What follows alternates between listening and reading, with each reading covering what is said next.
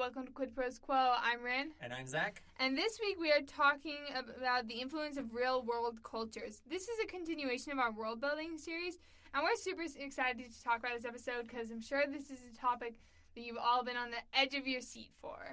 Yeah, so the reason why we're talking about this is because it is so common in fantasy world building in particular, but when we're focusing on fantasy world building for the purposes of this discussion, that real world cultures end up playing a big role in the way that authors go about constructing the cultures inside of their fantasy world. Because coming up with a new culture from scratch is super, super difficult. And we like drawing inspiration from particular times and places in Earth's history. Now, on the one hand, this practice it can be beneficial because it allows you to leverage what the readers already know, and it helps grant a sense of atmosphere to what's going on inside of your book. If the reader knows that this is supposed to be like pseudo-medieval, there's already an atmosphere that goes along with it, and they kind of already know the tropes of what they can expect there. If it's supposed to be like steampunk and it's Victorian England, or my thought process jumps over to New York during the Industrial Revolution as the setting for the first Fantastic Beasts movie, the actually good one. Yeah, feel that. Those help build up the atmosphere.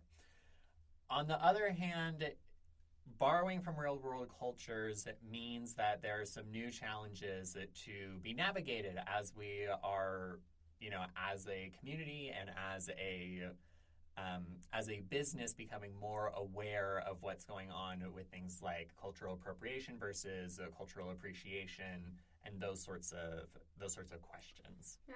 And I would like to make a disclaimer real quick. Zach and I are both white, so we are by no means experts on other cultures. And, we just don't want to set ourselves up as experts where we're not. We are just discussing this from a craft standpoint, not from we are an expert on any of these cultures we may mention. Right. So, there are two ways that real-world cultures often inspire world building. First, like the fictional culture has a similar situation or problem to a real-world culture, therefore it makes sense for there to be a shared solution.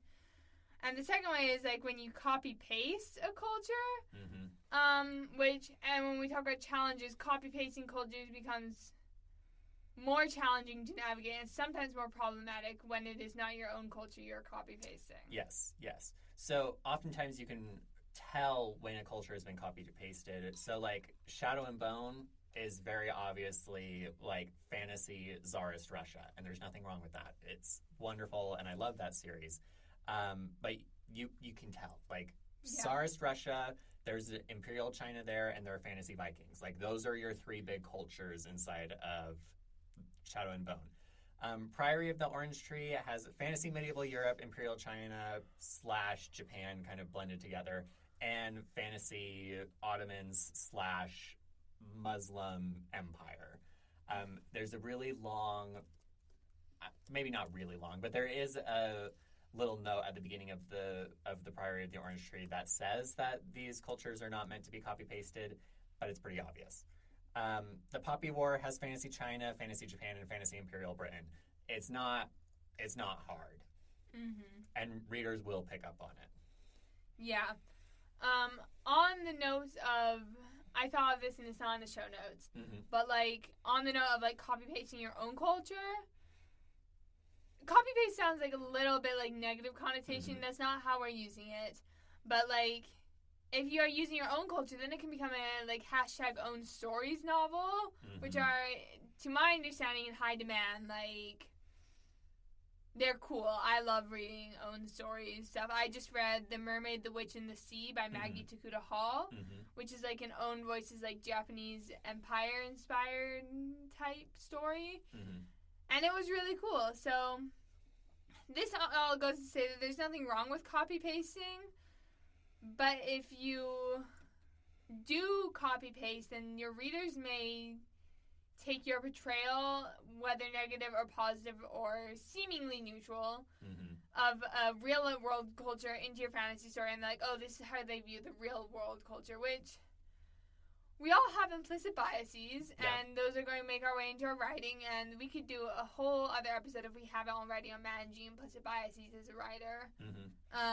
And this is not to say that this is necessarily the most highbrow of literary criticism, to be like, well, if this fantasy culture is supposed to be this, then the author must feel X about this culture. Like, in my opinion, that's not super sophisticated critique, but it is critique that is out there, and we have to deal with it and engage with it. And I feel like it's critique that I see a ton, whether or not it's like highbrow literary critique. So it's a good thing, especially if you're writing a story where you do draw from real world cultures, to make sure that you're doing it in a respectful, positive way, I think. Because I don't know about you guys, but I do not want to be the author that accidentally villainizes a culture that is not my own. Right. Like, I make so many of my villains white all the time. I don't think I've ever made a bad, like, person of color in my books, because I'm like, I just can't do it. I would be burned to the stake, I think. There are definitely challenges and landmines to be watching out for when you're going for that. Yeah, so let's talk about, like, how we can avoid those. Yeah, for sure. And I think step one is doing your research and avoiding stereotypes. Sometimes, it's often the case that rumors or stereotypes have like a kernel of truth in them, but it's been so reduced down as to be unhelpful, right? So you may come across material that is like, oh, well, this is super important inside the culture, so everybody's going to act this way. You need to be careful and nuanced about the way that you're going about that. But a solid basis of research is key to being able to navigate this borrowing from real-world cultures. Yeah, absolutely. Second, and this touches on what I just said about how I haven't really written any POC villains. If you're going to include a villain of a particular culture, you really should include a good person of that same particular culture. Yeah. Because then you don't have a monolith. Yep. And it's like, you're not saying, oh, all people of this culture are bad. You're saying, oh, there's good people too. And I would just suggest to try and strive for like equal representation of good and bad people from different cultures, if not trending towards good, because who wants to get canceled? Yeah. Step 3, and I would argue most importantly, is using sensitivity readers. We did an episode on this when we were talking about beta readers, so we'll link that inside of the show notes. But your sensitivity readers can approach the work in such a way to be able to identify what's going on and give you feedback about how to avoid stereotypes, how to avoid problematic content, all of those good things. So find sensitivity readers, use them. They are going to be worth their weight in gold as you're going through your writing process in general, but especially if you are borrowing from real-world cultures. Yeah, and if I can just, like, laud one of my sensitivity readers real quick, I had them go through Witch's Blood, and they caught, like, a couple things, because I'm a white person, and both my main characters are POC.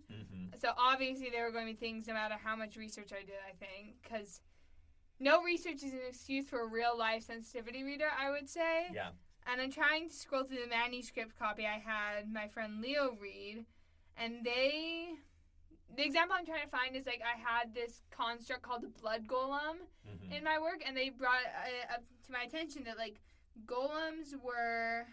Like, they're originally a part of Jewish... They're originally a part of Jewish culture, and they are Jewish, which is why they caught this, I think. But it was, like, they're sacred creations in Jewish lore made to protect Jewish communities. And witches are, in almost every form of media, caricatures of Jewish people, which I did not know with all my research on witches.